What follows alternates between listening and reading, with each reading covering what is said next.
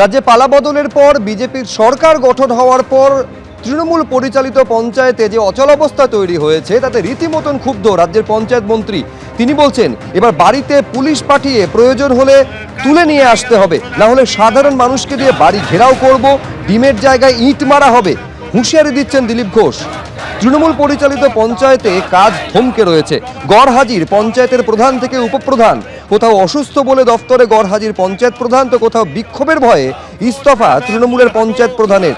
আটকে রয়েছে নাগরিক পরিষেবা থেকে একাধিক কাজ। এই অবস্থায় কড়া হুঁশিয়ারি দিচ্ছেন রাজ্যের পঞ্চায়েত মন্ত্রী। কোথায় গেল প্রধান, তুমি জবাব দাও। 100 দিনের কাজ কোথায় গেল প্রধান, তুমি জবাব দাও। জবাব দাও, জবাব তোমায় দিতে হবে। সরকারি কাজের প্রজেক্টে অসুবিধা হচ্ছে, ঠিক সেরকম সাধারণ মানুষ বিভিন্ন সার্টিফিকেট ইত্যাদি যেটা পান সেটা পাচ্ছেন না, পেমেন্ট বন্ধ হয়ে যাচ্ছে। নতুন কাজ শুরু হবে, এখন জিরামজির শুরু হয়ে গেছে, তার পেমেন্ট দিতে হবে, টেন্ডার হবে এবং যে আবাস যোজনা এবং সড়ক যোজনার সেগুলো হবে না।